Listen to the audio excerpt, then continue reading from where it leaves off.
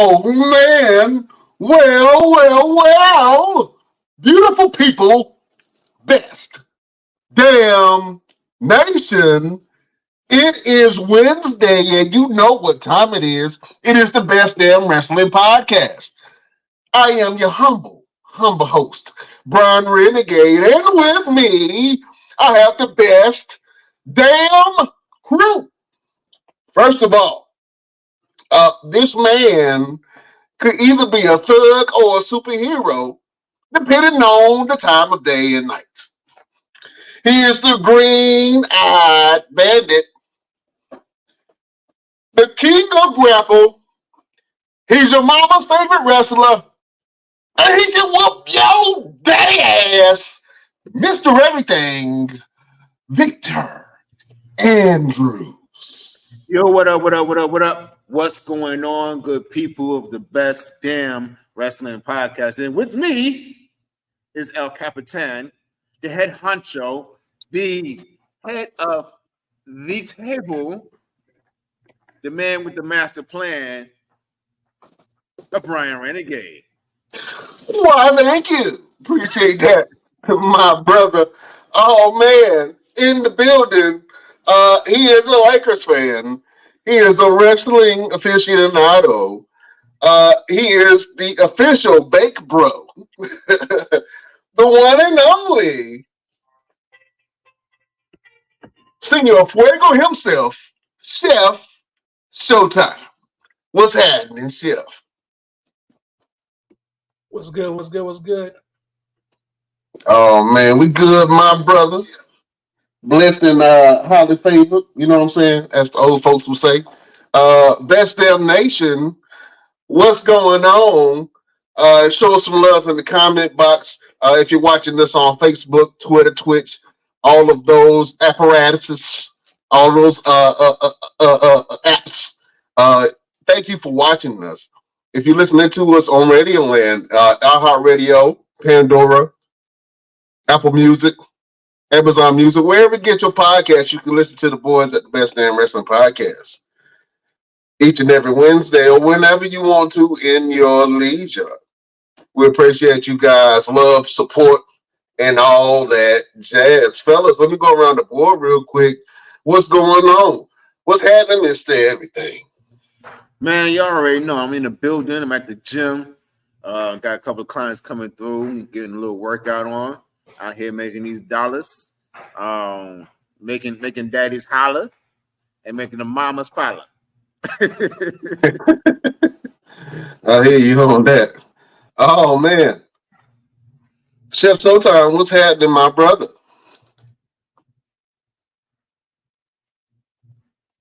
Same old, working hard, trying to get this money. Oh man, Chef, the hardest working man in the show business, Jack.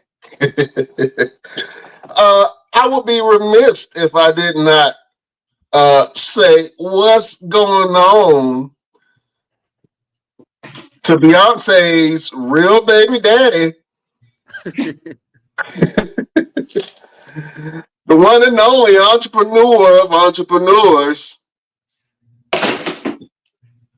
This man once had a dream, and Martin Luther King stole his whole speech from him.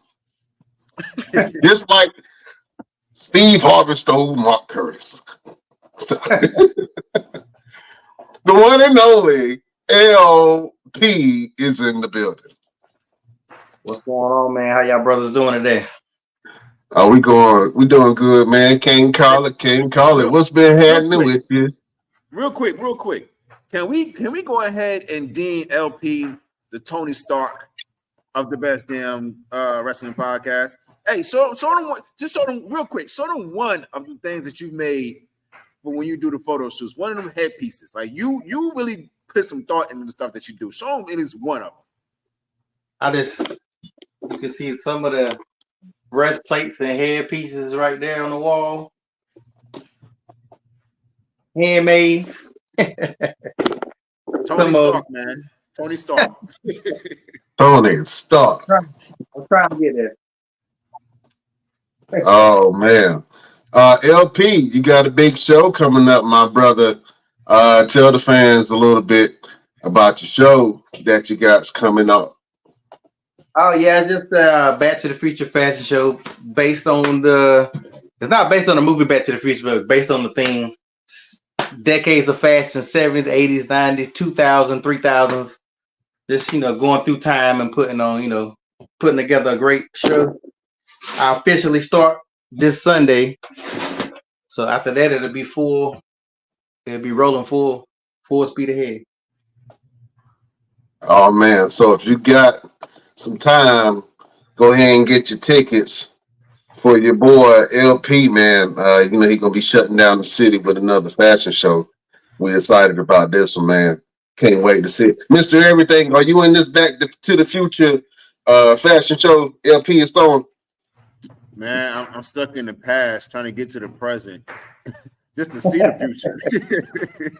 Mr. Cast the call again, LP. What we gonna do with I it? missed it again. Look, wrestling takes all my time, man. That's the hardship about being a professional wrestler. That's hardship being into everything. You can't be everywhere.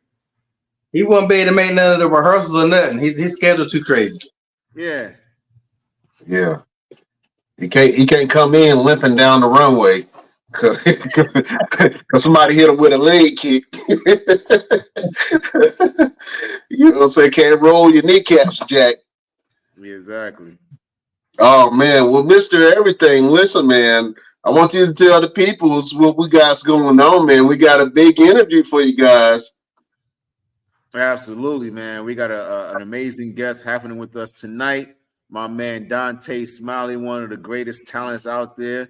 Listen, we bring the best of the best of the best on here. That's why we call the Best Damn Wrestling Podcast, because we bring the best damn wrestlers of the independents of today, tomorrow, and yesterday.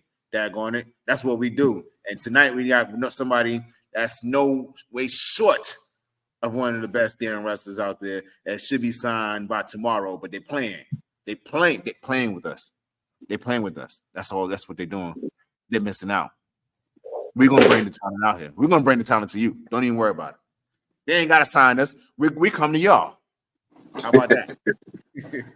Oh man, so I'm excited about this interview with the one and only Dontae Smiley. We're gonna talk about him, about his wrestling career, a little bit about his music, his background, and all that jazz. So stay tuned. We got a hot one in the chamber for you, beautiful people.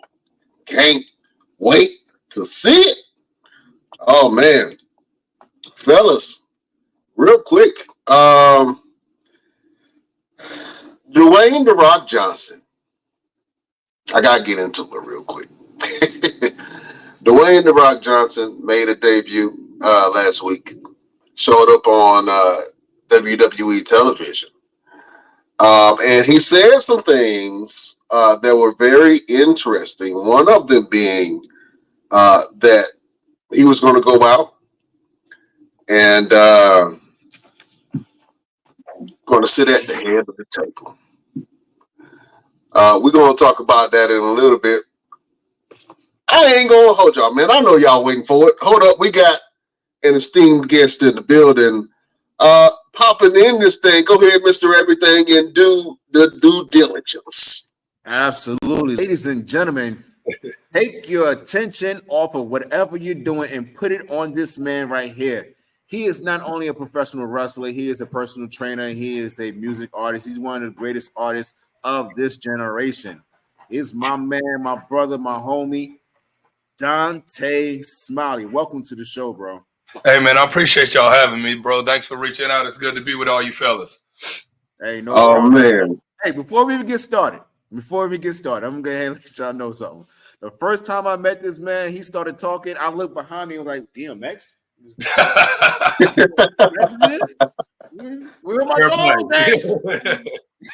My dogs at. Fair play. Yeah. So, Dontae, thank you again for joining the show. We're going to go ahead and introduce everybody so that way you know who you're talking to really quick, and then we're going to get right into the questions. Right up above me, right here, is our guru. He's been making predictions, and they be coming true for every now and then. I wish he would predict when we're going to get signed. Right. He can predict it tomorrow. But it's LP right here above wrong stuff if it ain't that. Yeah, exactly, right? Right above him, we got our chef of the chefs of all the chefs who can cook you anything from a biscuit to a brisket. My man Showtime. And right above him is our Capitan, the one that runs the show, the one that put us all together. Our head honcho, our head of the table, Brian Renegade. What's happening? Nice, yeah. So Oh man. is he actually a chef? Like for real, for real? Absolutely. Oh no, that's awesome. Hell yeah. So we're gonna get right to it, man. Real first question. Yo, for those who have been sleeping on the rocks, living on a different planet, tell them who Dontae Smiley is. Dontae Smiley, first and foremost, is a man of God. Dontae Smiley is a father. I am a husband, and those are the most important things I'll ever be for the rest of my life. But outside of that, some of the coats I wear are a published author. I have a bestseller on Amazon. And I got the receipts to that when I first dropped my book. That first week it was out, I was out selling the Young Bucks on Amazon. The only book that I was behind in the pro wrestling biographies category was actually Mox's book, because he literally released the same day that I did. And he was the only one that I was behind. So that's an awesome feat to be able to have, because only 1% of the world ever becomes a published author. So it was real cool to be able to dive into that. But even more so than that, I've been a musical artist since I was 18 years old. Formerly back, we're talking 2008 through about 2014, which is when I started wrestling. I was in the scene heavy. I was doing all the Texas tours with major artists when they were coming into town. Did Texas tours with like Waka Flocka. Had to go out to Austin. Did Machine Gun Kelly. I opened up for Travis Scott twice when he was here. One for a festival, and one time at one of his main concerts that's at a place out here called Trees. And then I found wrestling, man. It kind of fell into my lap because I started a wrestling podcast with a buddy of mine. Actually, we call it Yes, It's a Wrestling Show. And we cover local indie scenes, some WWE, but more important, we wanted to focus on the indie scene. And that's actually how we got to get to training with the guy that we ended up meeting, Anthony Black, is because one night we went out and did some photography and videography work for a company in this area. Went out with him afterwards, kind of shooting the stuff. And then this chick named Ruthless Lala. I don't know if y'all are familiar with Ruthless Lala, but great wrestler. She's from Texas, gets around the United States doing what she does.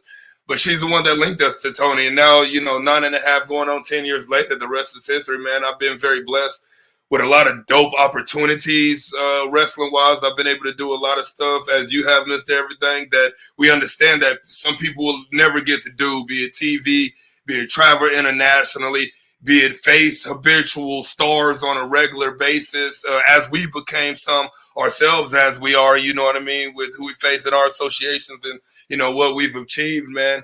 And I don't take that for granted, you know what I mean? That's why I work as hard as I do. That's why I sacrifice everything I possibly can, because not only do I owe it to God for putting me in the talents to be able to do this, but also, the 3 girls that I have outside of this door right here that are sacrificing even more so when I'm gone and whatnot, you know what I mean? And I take that to heart with my work ethic and everything that I try to put forth into this business.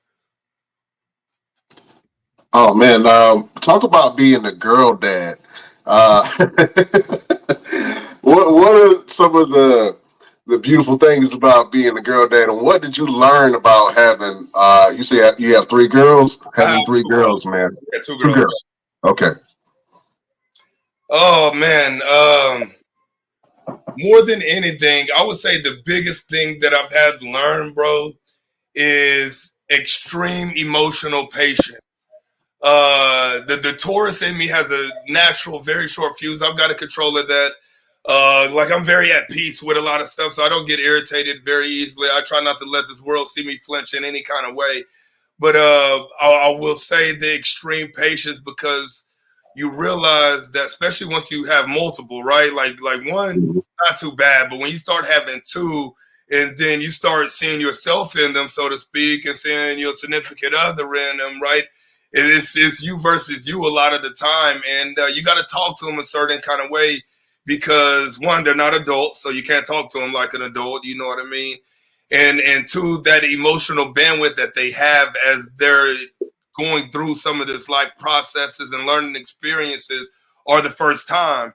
So if they're acting up in a certain situation or letting something really get to them, it's probably the first time they face it, where we've faced it possibly hundreds of times, depending on what it is.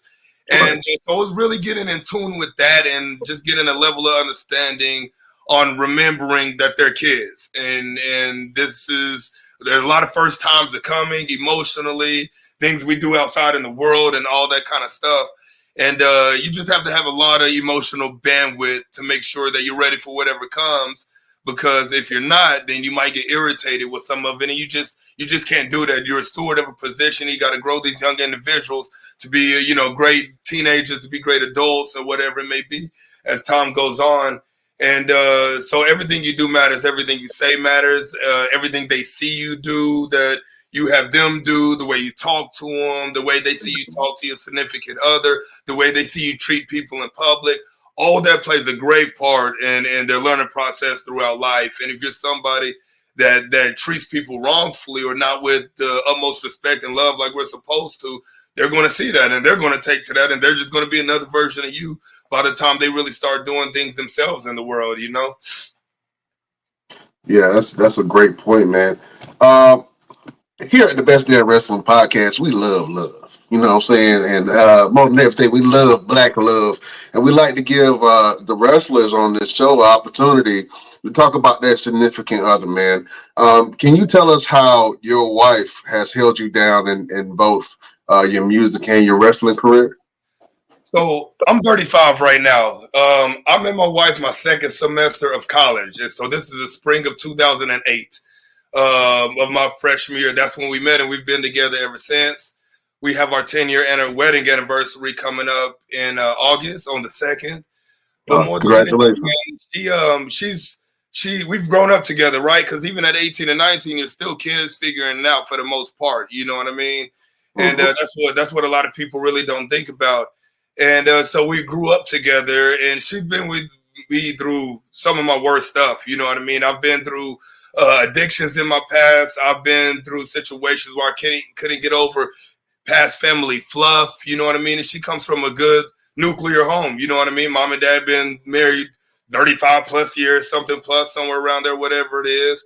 You know what I mean? She was a great school kid, graduated college where I got bored and dropped out and started just focusing on music and all that kind of stuff. You know what I mean? But through it all, after I got over my addictions, after I got over my fluff, after I got saved, I asked her one time, why she stayed with me. You know what I mean? Why did she stay believing in me? And the one thing that she said is that she could see, number one, she could see more in me than I could in myself at that time. And she told me that she could see the version of me 3 to 5 years down the line that I was going to grow into, and really felt in her heart that what I was doing and going through in those moments in my early adult life were exactly that, early adult life situations. And she, believed in that maturity in me. And now we're doing well. You know what I mean? I'm one of the first people to own a business in my family. Technically the second. My grandma owned a daycare. I own a fitness training business. You know what I mean? I'm the first, like I say, published author in the family. I'm one of the only ones that isn't working like a 9-to-5 job. I work for nobody else, answer to nobody else.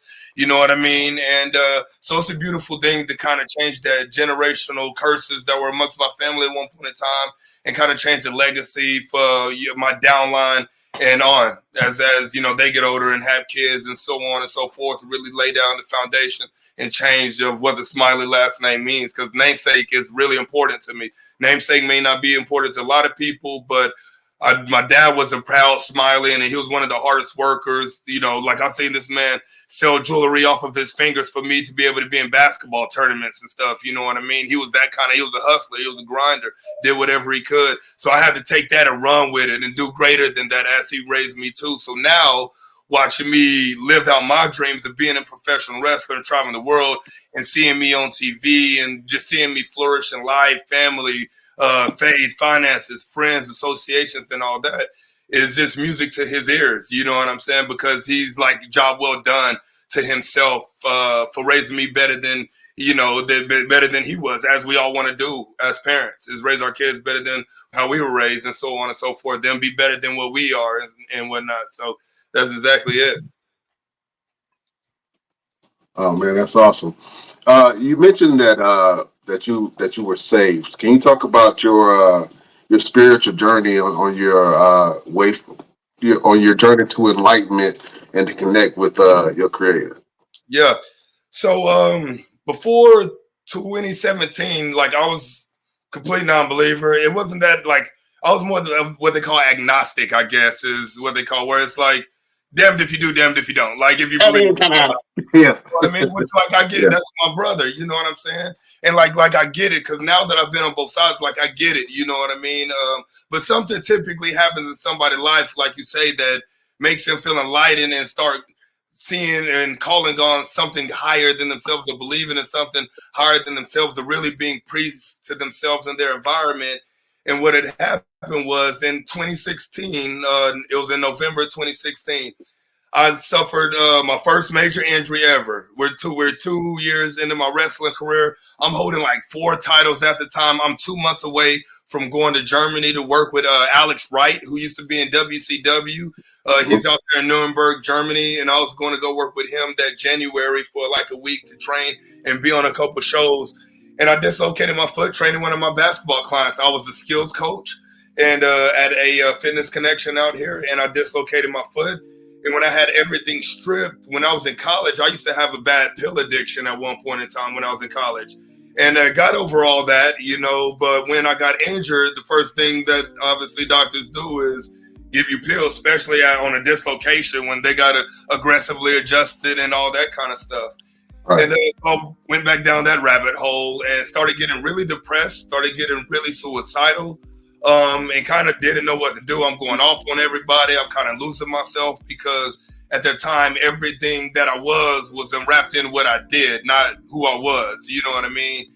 And there was just one day where I was just honest with my wife about how I was feeling in one moment when I was having some bad thoughts go through my head, some suicidal thoughts. And she was like, you know, like I've tried to help you.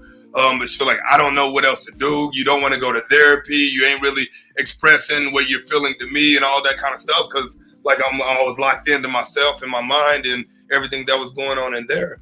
And I had a client named Ali Makahi and that I trained in fitness. And every week she would give me a church invite card.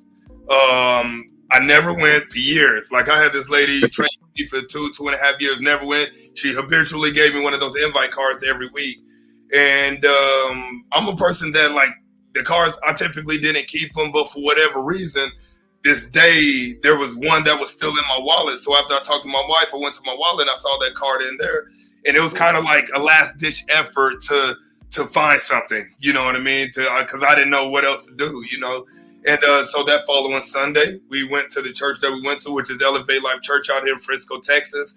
And ever since then, I haven't stopped going. If I'm within 8 hours on an event on a Saturday, I'll drive back overnight just to make sure that I'm in church on that Sunday morning. You know what I mean? I've become a big part because I never want to go back to that feeling that I had before. You know what I mean? So I just try to stay real intentional and stay real in the thick of it.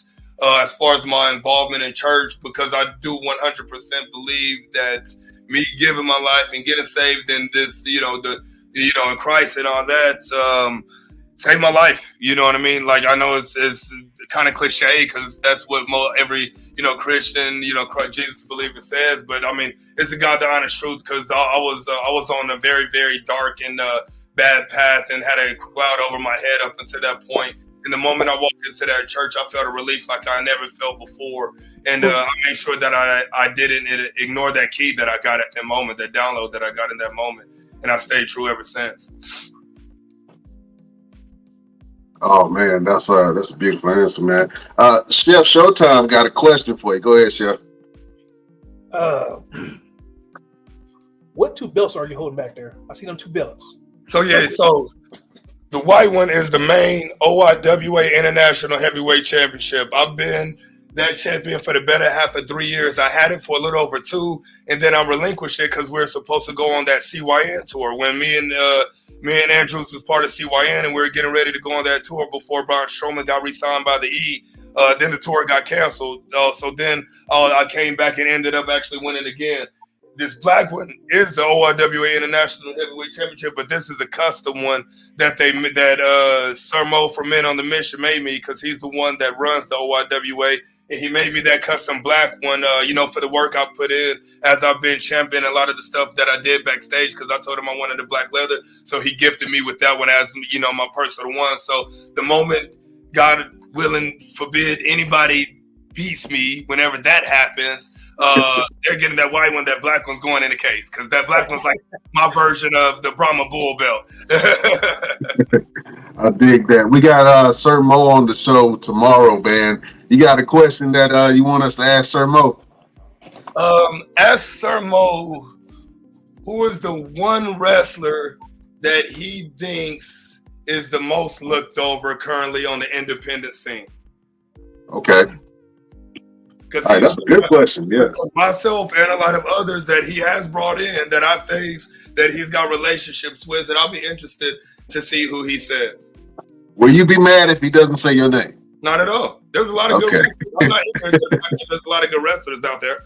You know what I mean? But I want to, because he's probably 100% gonna say me. I'll be surprised if he doesn't.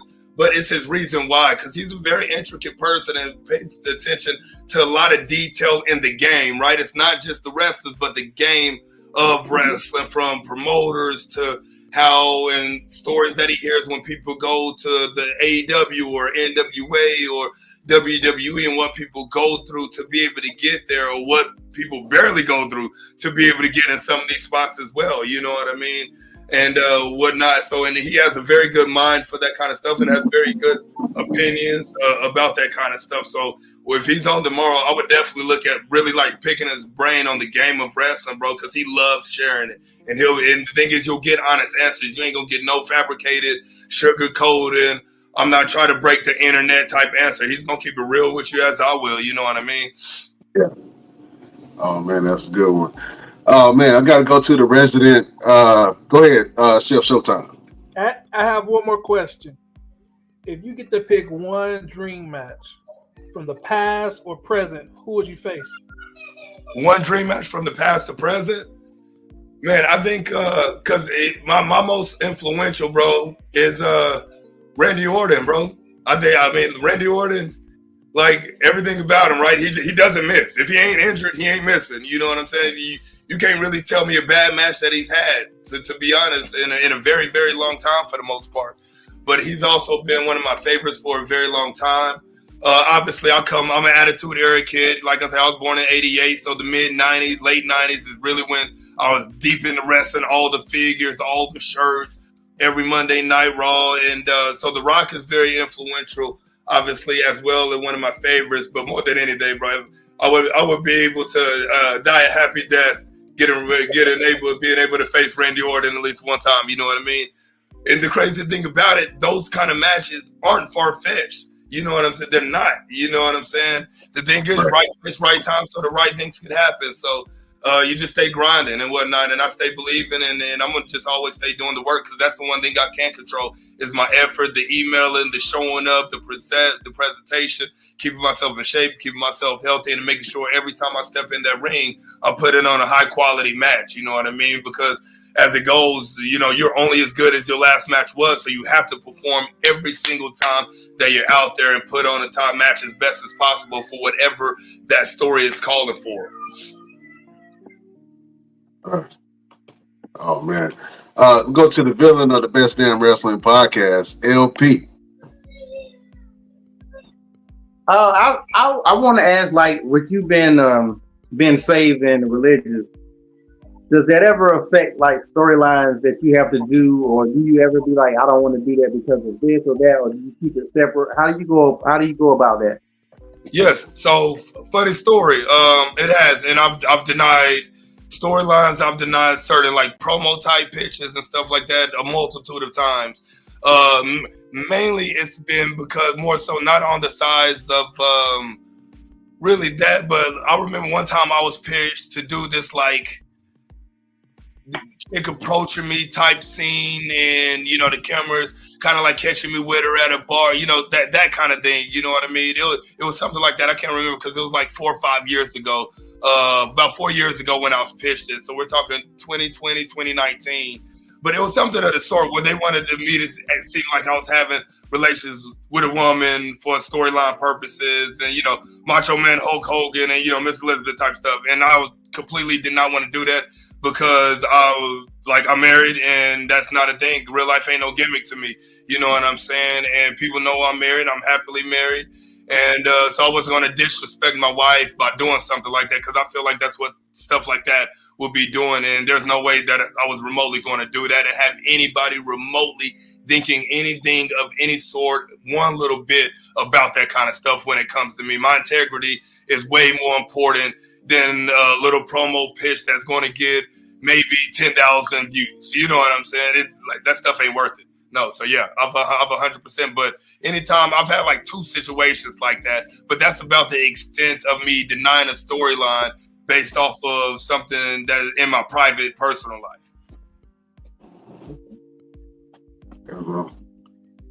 Was it a hard decision, or was it something you right then? You're like, nope, ain't no debate, ain't no change in my mind, nothing.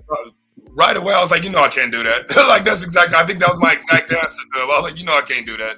I was like, you know who I am. I was like, you know what I'm about. He was like, I was just saying if you, I was just trying to test you and see what you would say. I was like, no, you weren't. You wanted me to do it because you thought it was gonna be a good story, but I'm not, dude. It was right off the rip that I was denying that 100%.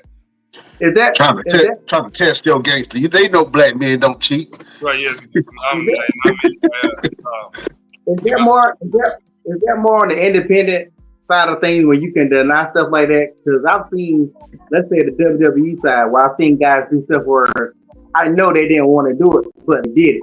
So is it different? Is it different when you're signed with like a bigger company versus independent? Like I'm pretty sure JR didn't want to kiss Vince McMahon butt on right. or stuff like that when they did it. So is there a difference when it comes to that, or? I'm just talking about in general. Like, is there a difference even with the business when independents can say no, and if you're on a bigger roster, you can't, or it's the same thing regardless? Well, like it's the same thing regardless, because you can say no anywhere because we have free will in this world. They might feel like they can't say a certain thing because they're scared they're going to lose opportunity, lose money, or lose something in the situation. So it's it's a what's it worth to you situation. For some people, their integrity isn't worth it. You know what I'm saying? Because life is bigger than all this, right? Like the grand scheme of life is bigger than anything that happens in professional wrestling. We have to remember that. And because you got to answer to people, you know what I'm saying? So back in the day, it was a lot more people willing to bend over backwards. And this is based off stories that I've heard on how the game worked, where people were willing to risk it for the biscuit to get that elbow rub or get that push. But nowadays, I feel like even at the majors, they respect game a lot more when it comes to what happens in people's personal life because they have to, because social media exists now.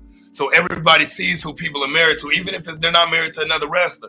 They see the wife, they see the kids, they see this person, playing Barbies. Tommaso Ciampa posts his daughters all the time, and he's in there getting his nails painted and playing with his Barbies with his daughter and that kind of stuff. You know what I'm saying?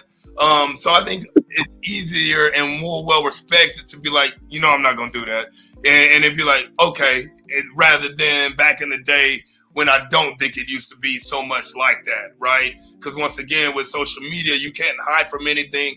WWE pulled that curtain back when they had that NXT show that they had way back in the day, Breaking Ground or something like that, if I remember what it was called. And so that's when the curtain really got pulled back on this business, right? Because they were doing all the behind scenes stuff and building of matches and all of that. And so ever since then, everybody's been like, all right, screw it, kayfabe what? Yeah, ever since then, and it just deploying whoever they genuinely are all over social medias and not really sticking to the gimmick on social media as well. Okay. Oh man, what's the biggest lesson that you learned since becoming champion? Ooh, the biggest lesson I would say that I've learned being champion would be not everybody that seems happy for you is happy for you. That's good. Boy, you preaching today. Well, because here's the thing, right? At every single company, there is one top spot. One. At every company, there's a top spot. in the OIWA organization that has multiple companies under it. We got like four or five companies under the OIWA umbrella. So this title is the number one title of the organization. So I'm the champion of all the champions when it comes to the organization. And that's the foundation, right? But then at SOAR, you got the SOAR heavyweight champion. At CKW, you got the CKW heavyweight champion. At SCW, you got the SCW heavyweight champion. So them at their promotions is the number one spot. And there's still only one for that said company. Not the organization, but there is for the organization, but for that said company. There's only one women's title in the organization. So there's only one women's spot. There's only one top spot for the tag teams. So you know what I'm saying? So people would be idiotic, to be honest, to not be somewhat of like, damn, I want that when it comes to that title. You know what I mean? Or at least to be in a match with me with that title, because I generate good social media presence and my videos get real good plays on YouTube and things like that. So to literally just get more eyes on them if that's the case, with the audience that I've been able to build for myself and that we've built as the organization as well, with everybody that's a part of it, from from the people that just help set up as far as our students go, all the way to Sir Mo and Jason Maldonado that run the organization. And so, yeah, but there's been some people that I thought were close, and I've seen it through other situations where jealousy kind of happened between friends for no reason other than wearing emotions on sleeve and forgetting that it's not about them, and forgetting wrestling is a work at the end of the day. And like the Iron Claw said, people get chosen for positions based off whatever the promoter feels to be in said position, and they get to stay in that position for however long said promoter wants them to. You know what I mean? And it's all about value at the end of the day too. How much value do you bring overall, right? Can you be the guy? Can they send you to schools and do these talks if they need to? How's your social media presence? Do you present yourself as a professional? Do you show up to every show in sweats, or do you dress up to every show without being asked? You know what I'm saying? And that all the pieces, right, make up what it takes to be a top guy. And not everybody is fit for that like they think they are. And not everybody is willing to change themselves to be fit for that position and would like to stay how they are and be in that position. And it just doesn't work like that overall at every company. You talked about your last name and leaving a legacy of respect for your last name. What does it mean to carry on that tradition of the Smiley name to you and your family? Well, it means a lot because the Smiley last name is one. So I'm from Oklahoma City, technically. That's where I was born. I've been in Texas since I was 3 years old. But I was born in Oklahoma City, and all my family from there, so all my upline from some part of Oklahoma. And the Smiley last name, as dope sounding as it is and as ear catching as it is, ain't worth shit, to be honest. Like in the past, like grandfather was hard worker, but like 9 to 5 was gone all the time. You know what I mean? And whatnot. My dad was a hard worker. His siblings, I have family members that were former prison, crack addicts. Like that was synonymous with the Smiley last name up until really my dad met my mom and kind of took him out of that at one point in time. Mind you, my parents ain't together anymore, but my dad meeting my mom kind of from the burbs area of Oklahoma, but she took my dad out of that environment to help change him.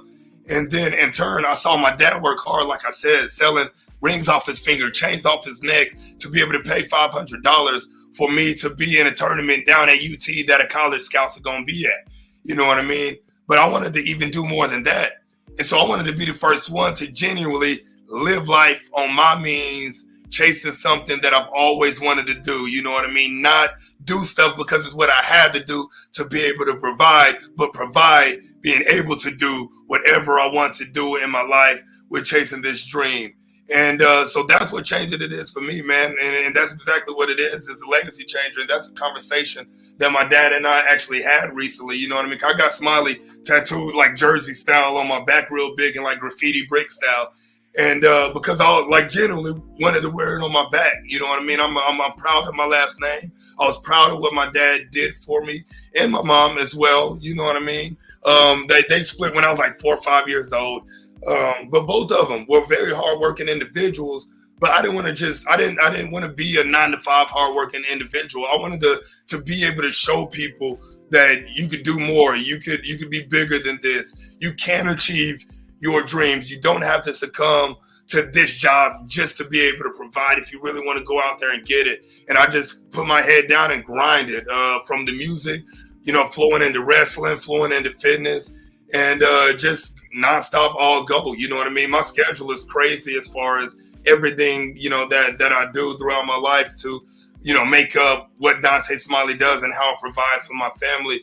But it's all stuff that I want to do on my means, you know what I mean? Because it's all stuff that I love and things that I'm gravely passionate about. Absolutely. We mentioned Sir Mo a little bit earlier, man. Do you believe that Sir Mo belongs in the WWE Hall of Fame? Belongs in the WWE Hall of Fame? I think he does. I think because Man and Mission, you got to remember, they were one of the top black tag teams of that time. That's what people forget, you know what I mean? Because everybody looks at Mabel all the time, which rightfully so, to do with ginormous, right? Like, so he stuck out like a sore thumb. Like every tag team kind of has, the guy that does the comeback and the guy that takes the heat. You know what I'm saying? That's stereotypically how it goes. And Mo was the heat taker. He'll get in there and do some fast stuff and take it. But Men on the Mission was a legendary tag team. You know what I'm saying? They faced Diesel. They faced Shawn Michaels. They faced all them all the cats people enamor over. You know what I'm saying? The only thing is, they were black during this time. If we're being completely honest, and there was times way different than now, and what, especially back then. You know what I'm saying? And so it was hard for him, man, because you had to walk on very, very, very, very thin glass to remotely get a corner piece of a chicken leg. You know what I'm saying?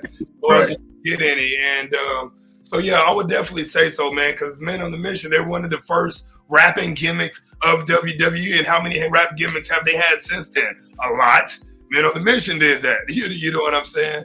And so on and so forth. And so I think respect is due in that circumstance. You know what I mean? They had one tag team championship run, so it ain't like they had a lot. But just like any other sport, you don't need to win championships to be able to make the Hall of Fame. It's about influence and what you achieved with the time that you did in the times that you did. Right. I absolutely agree with you on that, man. Well, you just mentioned something about music, right? When did you first fall in love with music, and where did your musical influences come from? I first fell in love with music as far as listening when I was probably, I would say, 8, 9 years old. And because of my brother, actually, he had huge zip folders, with the inserts to put CDs in, but like boxes of those zip folders. And I mean, my brother listened to everything from Marilyn Manson to Tupac to Shania Twain to Garth Brooks. He just loved music. He could play 4 or 5 instruments himself as well. Like, so he was very, very smart and had great sound and genre love. He was definitely non-discriminatory when it came to the genres of music that he listened to. But as far as doing it, it was, me and one of my homeboys, Antonio, back in high school, downloaded this program called Audacity. Got a USB plug-in mic. And we just got into freestyling at the tables when Clips came out with that song, Grinding. Grinding, yeah.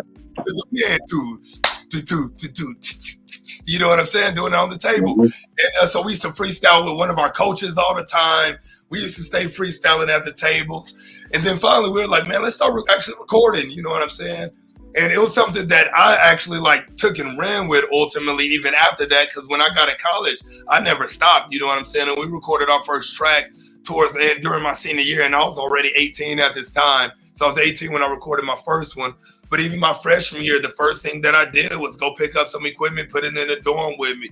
When I moved to an apartment my second year, I upgraded everything because now I have my own room and kind of started expanding. And, I was out there in Denton throwing shows at Haley's and Andy's and Rubber Gloves.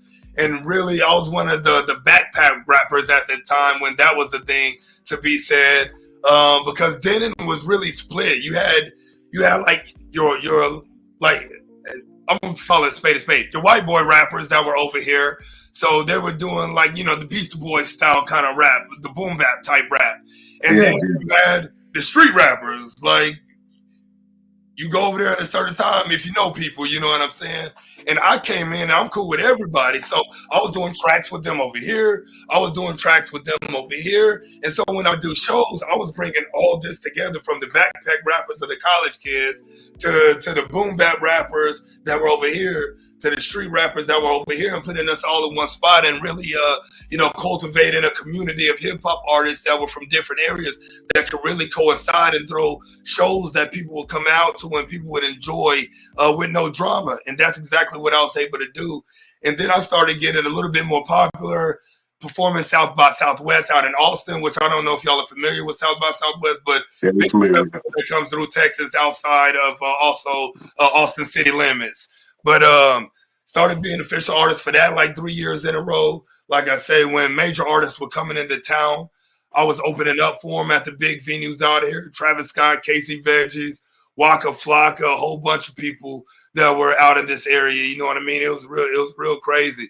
And then got into some stuff. I took meetings out in LA at one point in time and got out there, did some stuff I shouldn't have been doing out there drug-wise.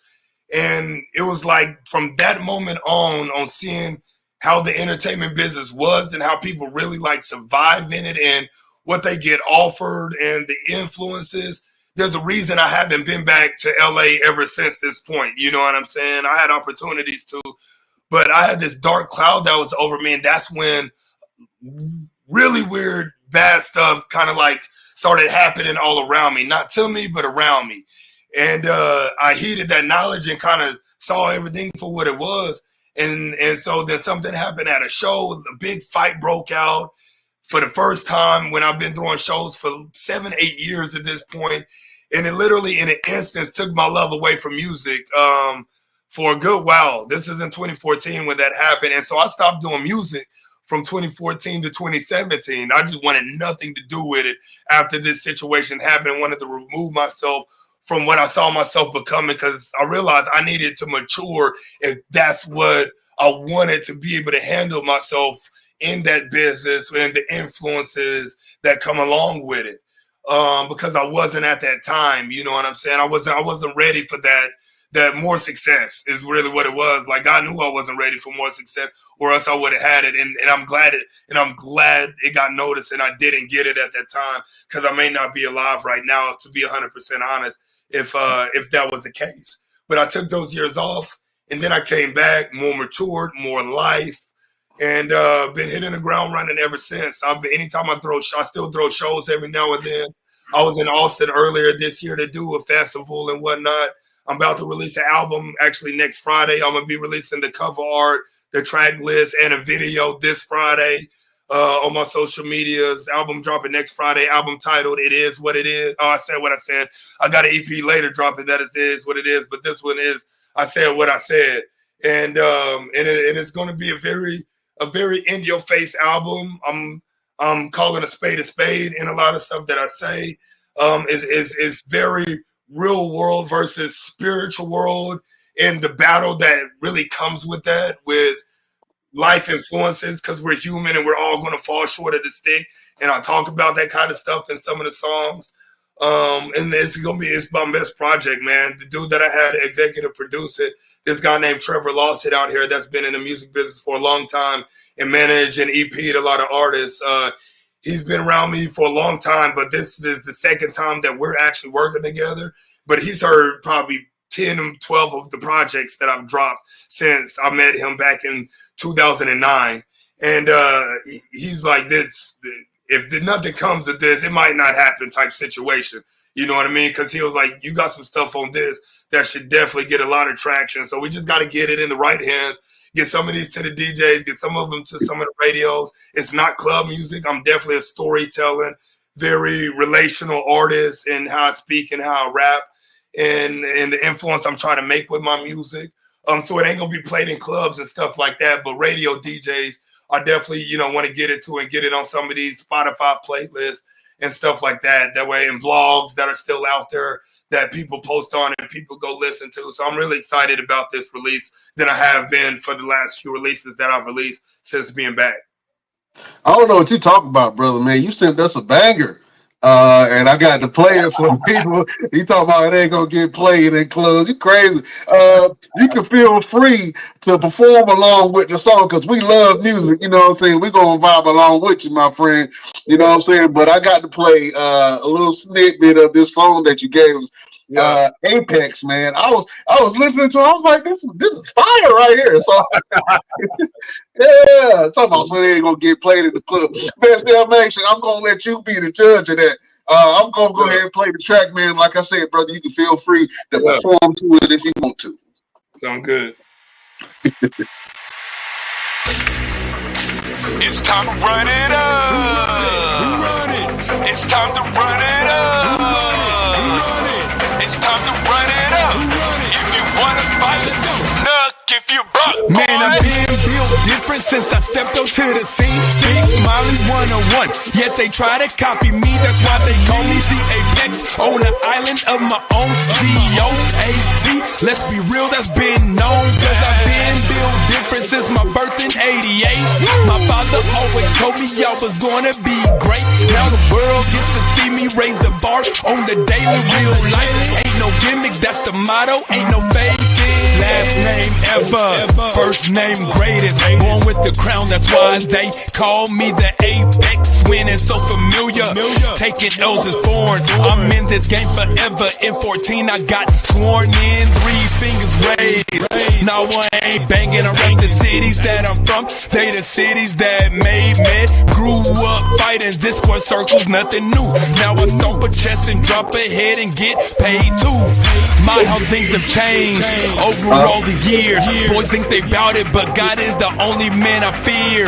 Gold belt collecting, hater block wearing, real shining bright, succeeding, not caring what they saying. Man, I've been built different since I stepped onto the scene. Big Smiley 101, yet they try to copy me. That's why they call me the Apex. On an island of my own, G-O-A-T. Let's be real, that's been known. Cause I've been built different since my birth in 88. My father always told me I was gonna be great. Now the world gets to see me raise the bar on the daily. Real life, ain't no gimmick, that's the motto. Being different. Built different. Yeah. What you talk about? That's a flamer right there, boy. That was fun. So funny thing, right? As a wrestler throughout my career, I've never used non-original music outside of my own or some of my rap friends that I've known, obviously, since I've been in the game. I always either put them on or have one of my own tracks as my interest music. I never once in my career from day one have used any mainstream song as my interest music. Oh, that's awesome, man. That is awesome. You can walk down like, yeah, I made this. Download it on Spotify, iTunes. Right. Now, I've done a couple tracks from some other people as well, too. So it's been real cool that people wanted me to do that kind of stuff. Because I'll do, they don't call them jingles anymore, but pretty much jingles for businesses and stuff, maybe for their podcast or for a commercial they're doing and stuff like that. I've done like all that as the artist as well. So that's pretty cool too, to kind of have that as little side jobs and side quests to do, just for fun when people need it. So it's been dope, man. Blessed me with a lot. Man, we ever need one for the show, I'm calling you. Yeah, let me know. Definitely, bro. Let me know. I love it. Man. Music was the first thing that I was like over the top passionate and gung-ho about. Music and wrestling, you know what I'm saying? But music was the first love. I loved basketball when I was playing it, and all that kind of stuff growing up, sports and whatnot. But as far as something where I was like, I could do this, I want to do this, and I want to do everything I can to do this, music has been that thing since I was 18 years old, you know what I mean? And like I say, outside of that 3 years, that's never gone away. I love doing it. I feel like music is one of the top means that you could touch almost every single person in this world, right? Because it's out there and it's going nowhere. We listen to music from 20s, 30s, 40s, 50s, 60s, 70s, 80s. It's timeless. And so it never gets lost in the shuffle of anything. And that's what I love about music, because it allows you to relate to individuals, man. There's nothing like even controlling a wrestling crowd is dope in itself, but it's dope in a different kind of way than standing in front of thousands of people rapping a song that's rapping it back to you, or you telling them to put their hands up and they put their hands up, and just seeing in unison everything happen and seeing relate and seeing people cry. And, oh man, it's wild, man. It's a whole different experience being a musical artist as a performer there than even as a wrestler. They both have different ways that they're very similar, but also very different when it comes to really connecting with a crowd and getting on the same wavelength with the people that are paying to watch you in those moments.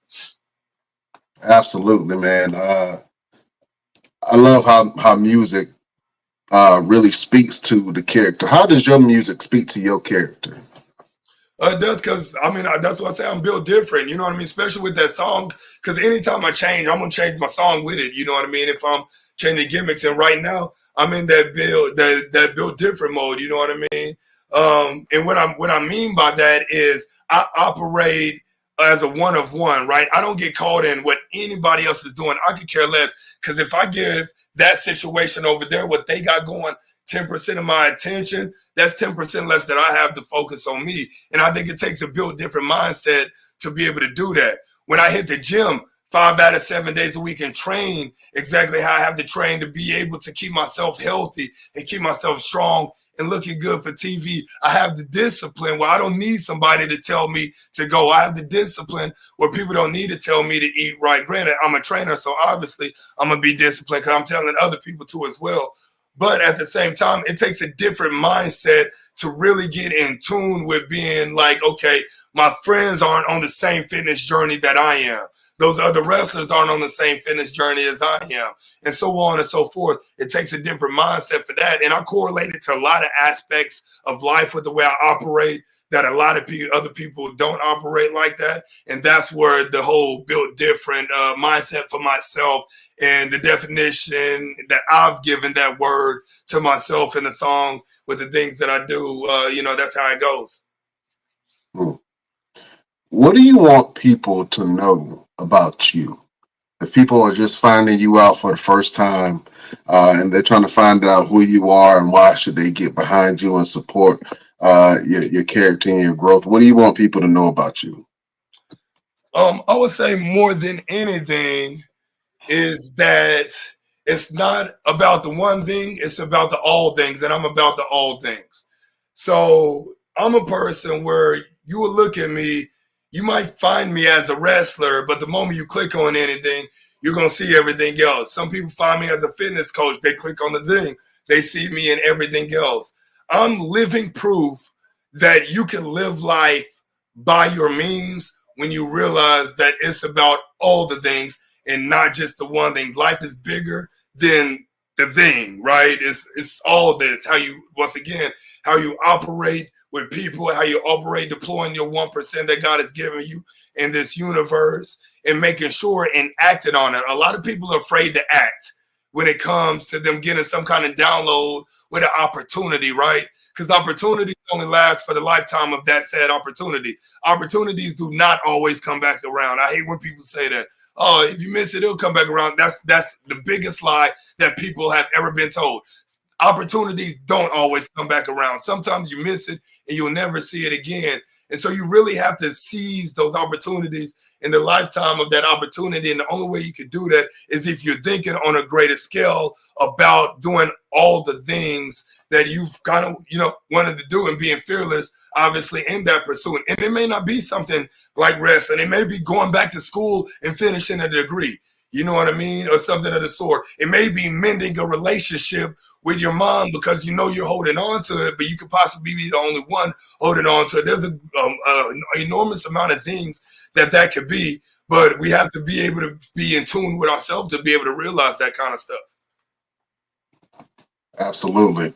We're going to have to let Chef Showtime go. Real quick, Chef, let the people know where they can find you.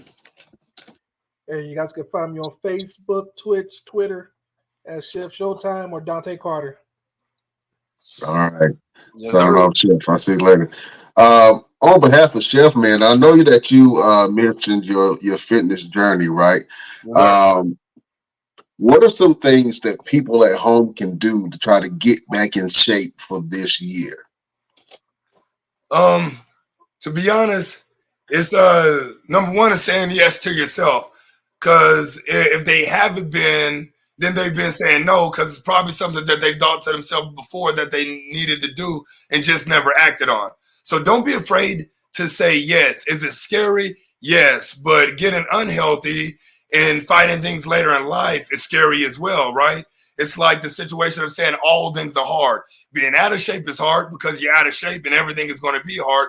But also being in shape is hard as well because you have to have a great level of discipline and show up every single day, regardless of how you feel in that moment, to do the work, regardless. You know what I mean? It may not be perfect, but you always got to show up. So hard is hard across the board. And so say yes to yourself and just take that one step and do it the one time. Go once. Be it apartment gym, be it you do 25 air squats and 25 push-ups or 25 squats and you go walk a mile or whatever it may be. Say yes and go do it once. And day number 2, do it again. Say yes again. Day number 3, say yes again. And just stop denying yourself and keep saying yes to you every single day because nobody can want personal growth for themselves more than that individual. You know what I mean? That individual has to want it. And but you got to show up for yourself always because whenever you bring your greatest you into the world, you give your greatest to others. And that's what the world needs is everybody's greatest version and most pristine version and self-personal growth version every day. Absolutely. Absolutely. We got Mr. Everything on the show. We like to do this thing every once in a while. I don't know what it is about Mr. Everything. He got a beef with most of the wrestlers that come on this show. I don't know what it is, but he always has a few things to say. If you would mind entertaining Mr. Everything, we got to go to promo school real quick. And Mr. Everything has some things personally that he would like to say to you. I guess when you guys next meet. So, beautiful people, prepare yourself because we're going to the best damn promo school. And look, man, look. Dontae going first. Let him go first. I'm gonna do this like what was the name of the movie? 3 Mile. What was the movie? 3 Mile? No. 8 Mile. Yeah, 8 Mile. Let him go first. I'll let him go. So here's what's funny about this situation. This man, Mr. Everything right here, can't even remember the movie that he's trying to say to make me go first. You know what? He's damn right. I should go first. You know why? Because I have those. Matter of fact, Mr. Everything knows, just like everybody else that has crossed primetime Dontae Smiley's path, that they have gone down, including him. Because over here is different. At the level that I'm at, is different. Everything I do is different because I can do everything everybody else can.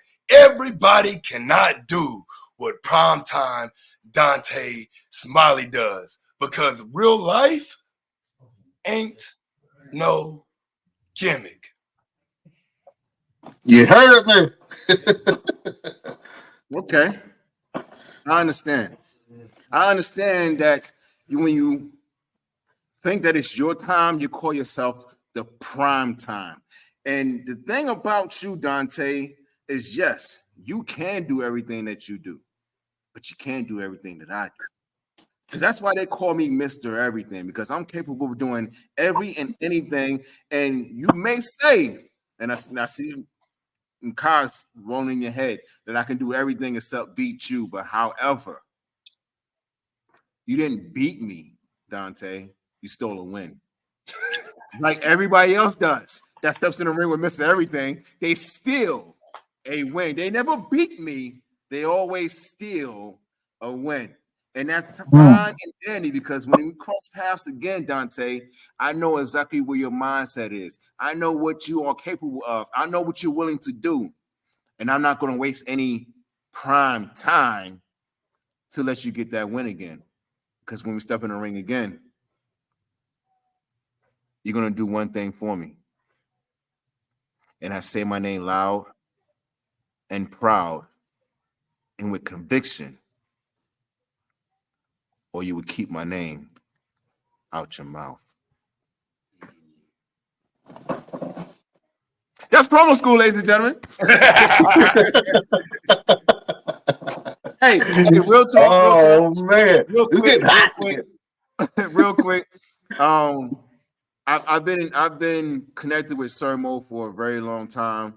He saw me at a show in North Carolina, and my son's mother went and spoke to him after my match, and he gave me this autographed picture of him and Big Daddy V. May he rest in peace. And on the back of it, he was like, "Your great match, wrestling Messiah, Black Jesus." And he has called me Black Jesus ever since. Even He does. when I was there, he was like, "Yo, that's Black Jesus." And I don't That's nobody funny. do nothing wrong, because that's Black Jesus right there. Y'all gonna be in trouble. And I stayed in contact with him, and I connected with him, and he connected me to Jason. And Jason invited me out to Arkansas. And of course, anybody that wants to get an opportunity in SOAR, OIWA, Chaotic Kingdom, Lit, wherever, you got to go through this man right here. You have to go through this man right here, because he is the elite of the entire locker room, the entire company, the entire organization. And they put me through that test. They said, "Yo, we're going to put him in there with Dontae and see how he does." And from that moment on, it was like this. 100%. It was like this. And Jason has been in contact with me ever since, and they bring me back as much as possible. Yep. Sermo is bringing me down to Texas in June, and I'm excited. We got Germany, June 29th. Yeah, I'll go up there in April as well. 420, I'll be up there in that exact same spot, because they're sending me up there. They're like, "Hey, we need you to go up there, test it out before we have all these people buy tickets to go." Yeah. You know what I mean? So I'll be out there on 420 defending the title as well, and seeing what this company is about, seeing how their locker room is. That way I can come back and relay the information to everybody. But yeah, it's going to be great, man. And that's the one thing about Mo, man. He's the most unselfish person ever, dude. The most unselfish person ever. He always tries to create opportunities for people in his collective that is close to him, and on the outside. If he feels like you're somebody of value and you bring value, it won't crap on his name by him sticking his neck out for you. He's going to try to get you an opportunity 100%. And there's a lot of people out there that talk big game and say they'll do stuff like that, but not really do it. Mo's all about action. He's very little about talk, all about action, on making sure he puts the people that he believes in the most proper position for them to really either level up, take it to the next level, be viewed at a certain level, or whatever it may be. And that is a rarity in this game these days. That is very big rarity in this game. But luckily, people like myself and people like Andrews, we got him on our side, you know what I mean? Because it's rare and it's special, and getting to do life with the locker room that we have. Because I take that serious, as he said. He knows that I'm big on locker room leadership. I'm big on locker room culture, because I think there needs to be a certain atmosphere in a locker room for when these people like himself comes visit or whatever, they feel like family automatically. The greatest thing that I hate is going into the locker room and feel like I got to sit by myself like I'm some weirdo on a bus. You know what I'm saying? Because it happens at some companies, because people, not everywhere do they make you feel welcome. You know what I'm saying? But it don't matter who we bring it in, bro. I don't feel threatened by anybody. You come into the locker room, you automatically family me unless you don't want to be, which is totally fine. But we're going to invite you to everything. We're going to do the show. Everything's going to be good. Everybody have good matches. Then it's like, hey, we're going to eat over here afterwards. You want to come to the restaurant with us? You want to come over here with us? When are you leaving tomorrow? Do you want to go work out in the morning before you leave? And everything of the sort, because we want people to feel like they're family when they're a part of our locker room, because to me, they are. And I make sure all the locker room follow suits in those situations, and they automatically know, because that standard presentation and core values has been long set, and they've adhered to that already. Absolutely. Could we see a possible tag team with Dontae Smiley and Mr. Everything Victor Andrews? This is professional wrestling. Anything could happen. We're two beautiful black men. So of course it could possibly happen. You know what I mean? Of course it could possibly happen. You never know. Because, you know, I don't like seeing things happen to certain people. You know what I mean? Mr. Everything, he be around. You know what I'm saying? So he's somebody that if somebody's trying to do him wrong, he's somebody I would help. And I hope he feels the same way. And if it came down to it, then we'll mollywop any other two people that we would have to if we had to. Absolutely. Listen, if that ever happens between me and Dontae, you can forget about the entire tag team division of every company. Every company. Because they're going to be like, look, we can't keep up. We can't breathe. Our bodies hurt. Our lungs hurt. My heart hurt. Listen, I got pain in my veins. I don't even know how that's possible. That's what's going to happen to him. Okay, because you guys need to check out Dontae's workouts. And do you have anything on video? You have a couple of things on video, right? Oh yeah, I got a few things. I mean, on Facebook, on Instagram, type in Dontae Smiley, they'll be able to find it. Yeah, 100%. Absolutely, you guys need to check out some of his workout. Everybody says, "Oh, Victor Andrews, I ain't working on him." Look at this man's workout, and then come holler at me and see who you'd rather be bothered with. Neither one of us. You don't want to be bothered with neither one of us. But we'll get you to where you want to be, the way you need to be. That's going to fit for you. Like, we're not going to try to kill it. Our workouts are designed for us. Right. We try to tell people all the time, it's designed for us. But if you want to come and get your work in, we got you. Oh man. Listen, this was a great interview, man. Yeah, most definitely. We do this thing each and every show. It's a way for us to give a little bit of motivation, a little bit of hope to the people that listen to us. It's a way for us to almost give a little bit of a ministry and of sorts. Do you have a quote, a word of positivity, a word of motivation to help people get through? Dontae Smiley, do you have a final word for the beautiful people? Yes. And that final word would be, more than anything, and I wholeheartedly believe this, and it's cliche as hell, but it's what's gotten me through and gotten me laser focused. And I've said it already during this interview, and it's that people have to understand that nobody can do the work for them, right? And that's the thing. Nobody can do the work for you. You want it, you have to do the work. In this world, it may look like handouts, but there is no handouts in this world. You know what I mean? There is no fair in this world.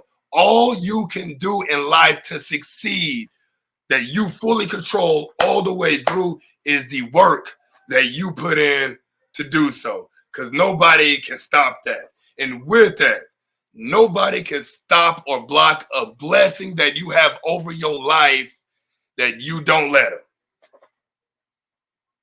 That's right. Oh man, that was a final word from Deacon Reverend Smiley. Oh man, you got another calling on your life, brother. Man, hey, listen, you got a voice, my dude, and I think that a lot more people need to hear what you have to say. I think that you are very talented. You're very well spoken, and I think that you're what we need to have the voice like yours in these locker rooms and the representation like yours on our TV screen. So we wanted to just give you your flowers, my brother. We love your work. We're going to keep on supporting you even after this is done. Anything that you post, we're going to repost.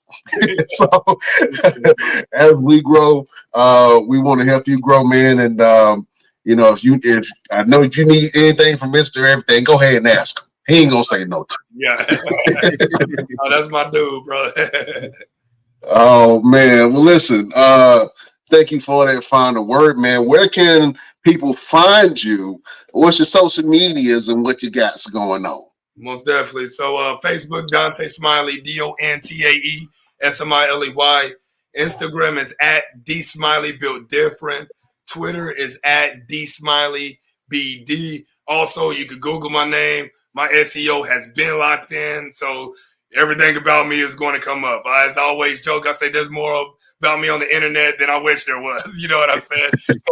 But it's also at the same time, it's a beautiful thing. But yeah, so those are all the ways, man. Got a lot of good stuff coming up.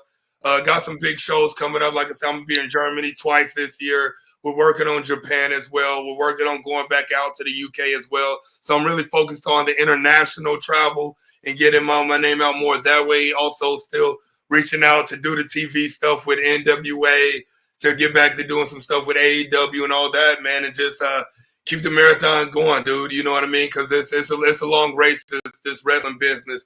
And you know what I mean? I'm not going to let the wrestling business take me out. If it ever came down to it, it's going to end when I want it to end, and that end ain't coming no time soon, because I still believe that the best is yet to come for Dontae Smiley when it comes to my professional wrestling career. And I owe myself and my family and this business the time to be able to find that out. You know what I mean? And so, yeah, I'm excited.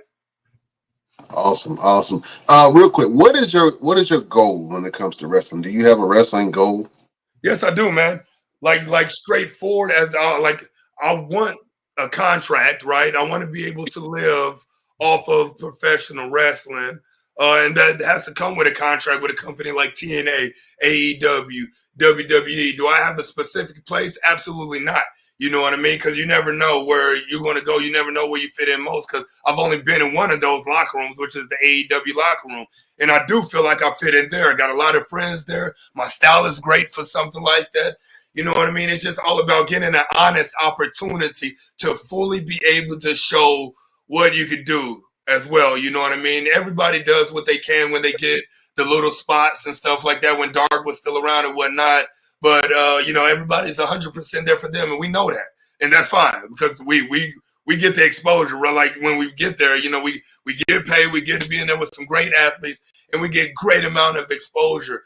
But just imagine when people really get an honest opportunity, some of these athletes out here, where you can see it in a little bit they might have did in the 5 minutes that they got it. You give them 10, and you can really see them possibly shine in that, and really see the value in somebody like my man BK got when he faced Hangman. You know what I mean? He got a grave, honest opportunity in that. Did his Doug Dizzle in that match, as he always done. I've been in the ring with brother. He's an amazing wrestler, amazing gimmick.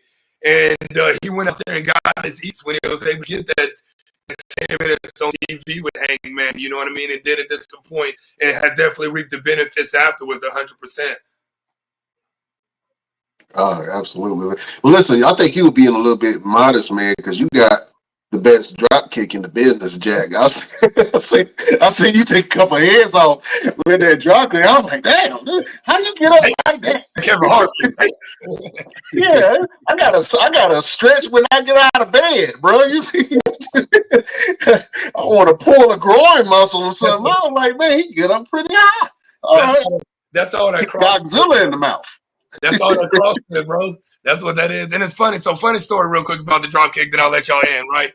So back in the day, we're talking 2017, 2018, my former tag team partner and I, you can kind of see those right there. Like, we won like tag team of the year here in Texas, like multiple times at a big podcast that covered Texas wrestling. So we were really out there as a tag team for a good while, but we faced Keith Lee and Shane Taylor when they were PBK at VIPX. When we were talking about the match, I told Keith Lee, I was like, hey, when I hit you with the drop kick, like, protect yourself, because I know you're 6'3", 6'4". You ain't used to people getting up there. So please make sure you put your hand up. He was like, all right, cool. He did not put his hand up, and he got his head busted on accident. Right. I mean, I still got the picture right in the chops, right there. 6'3", 6'4", bro. I was like, oh shit. He was like, no, it was my bad, dude. He was like, you told me. He was like, but then it was there. And I was like, damn. You told me, but damn, I ain't know it like that. I almost kicked out my molar. Right. That's funny. Oh, that's awesome, man. Well, listen, we would love to see more from you, my brother. You are always welcome back on this podcast, man. You now a best damn alum of the show. And anytime that you want to come on, if you got something to promote, you got some new music that's dropping you want to share with people, man, we'll play it on all our platforms. But like I said, we wanted to give you your flowers, brother. And we looking forward to some of your future endeavors. I appreciate it, brother. Thank you so much for having me on. Oh, of course. Anytime. Mr. Everything, I got to ask you, do you have a final word for your beautiful subjects? Absolutely. So last week we took a final word from the movie Finding Nemo. this week we're going to take a word from the movie Frozen. You on your Disney kid, can't Look, you, man, boys? look, man. I got kids, okay? But I've been thinking about it for a while, and it is Grandpappy said that the brain can be easily changed, but the heart not so easily. So I want to say to the beautiful people, your mind can be easily changed, but your heart not so much. When you do something, put all your heart into it and stick with it. Don't let your mind take over your heart and change you or deter you or detour you or send you on a different path from what you want to do. You might sit there and say, oh, I don't think this is going to work. I don't think it's going to come to fruition. I think it's taking too long. But if you really want that, if you really feel it deep in your heart, let your heart guide you and let your mind change to what your heart says, not the other way around.